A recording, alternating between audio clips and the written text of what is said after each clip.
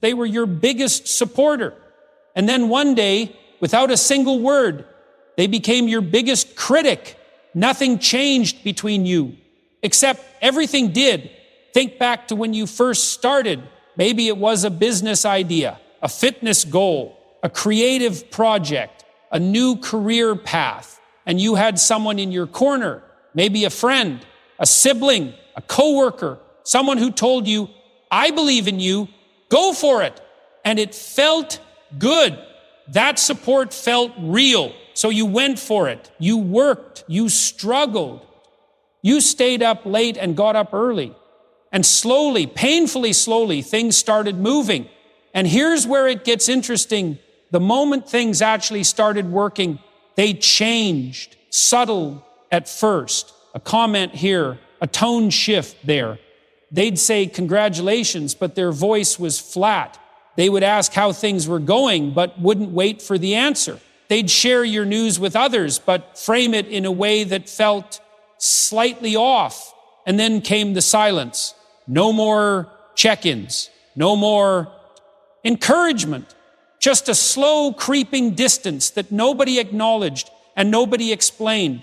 And you sat there trying to make sense of it. The person who said, go for it, is now the person who can barely look you in the eye. Here's what that confusion actually feels like. It's not the clean pain of a fight. There's no argument to point to. No betrayal with a timestamp. It's the worst kind of loss, the kind where you can't even name what you lost because technically they're still there. Still in your phone. Still at the family table. Still in the same office. But the warmth, gone. And what makes it devastating is that you start questioning yourself. You replay every conversation.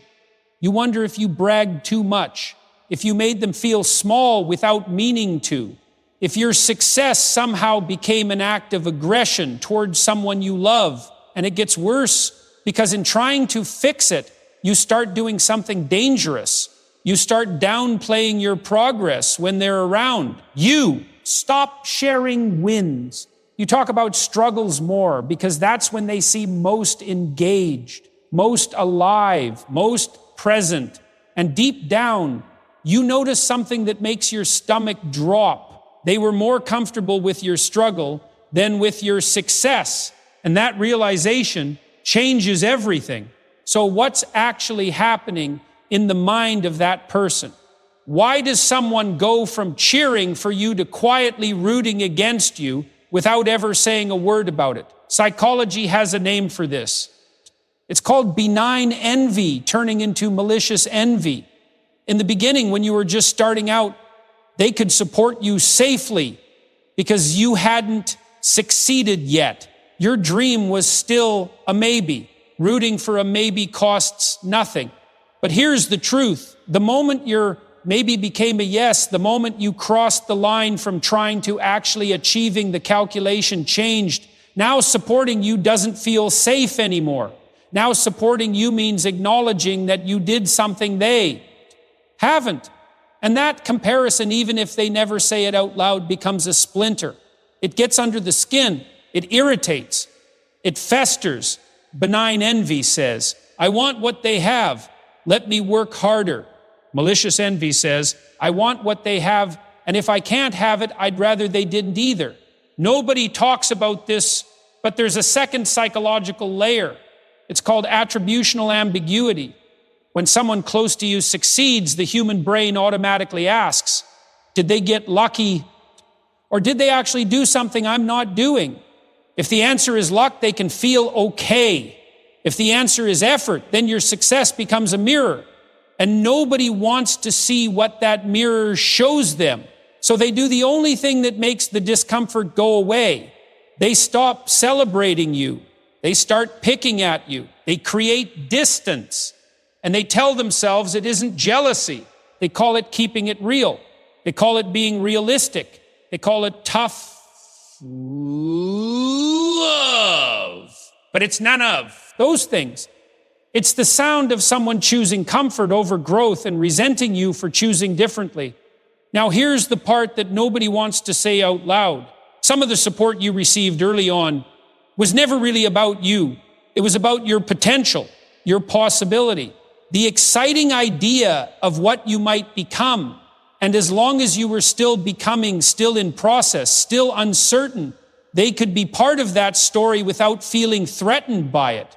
But when you arrived, when the potential became real, the story stopped being about you both and started being only about you. And that shift is something some people cannot handle. Think about the friend who encouraged your business idea for 2 years. But the moment it made real money, they started questioning your every decision, finding flaws, mentioning risks. Why? Because when it was an idea, they could be your advisor. When it became a success, they became a spectator. And spectators don't have roles. Think about the family member who was your biggest cheerleader when you were job hunting. But the moment you landed the role, they started making comments about the company, the salary, the commute, because your struggle gave them purpose. Your success made them unnecessary. And here's the truth that shifts everything. The silence isn't just jealousy. It's grief. They are grieving the version of the relationship where they had something to offer you, where the dynamic worked in their favor, where you needed them. And now that you don't, at least not in the same way, they don't know where they fit. So instead of asking that question out loud, they just go cold. So what do you do with this? First, stop trying to earn back support that was conditional from the start. You cannot work hard enough, stay humble enough, or share credit generously enough to make a jealous person feel secure. That work is theirs to do, not yours. The moment you make their comfort your responsibility, you've entered a game you will never win. Second, recognize the difference between people who can grow with you and people who can only relate to the struggling version of you. Both groups exist. Both can genuinely love you. But only one group can actually be with you in real time. The other group is permanently living in a past chapter, and you can love them from a distance without letting them slow your forward motion. And here's the piece nobody tells you. Sometimes the most powerful thing you can do is let the silence stay silent. Don't chase the explanation. Don't force the conversation. Don't perform smallness to buy their warmth back. Just keep moving, keep building, keep showing up as the version of yourself you've been working to become. Because here is what's true about people who go cold when you rise. Some of them will come around, not because you convinced them, but because they eventually do their own internal work and realize their reaction had nothing to do with you. And some of them won't, and that's okay too. Not every relationship was built for every version of you. Some were only ever meant for one chapter. Before you go, I want you to sit with something. The people who supported you at the start, they were real. Their encouragement mattered. It helped you move. And that part of the story is true regardless of what came after. But what came after is also true. And the truth is, some support has an expiration date. Not because the people are evil, not because they were lying, but because support rooted in your smallness cannot survive your growth. It was never designed to. So when you feel the cold shoulder from someone who used to be warm, when you notice the flat tone where there used to be excitement, when the congratulations feel more like a verdict than a celebration, don't shrink, don't apologize, don't slow down. Just understand what you're seeing. You're not watching hate.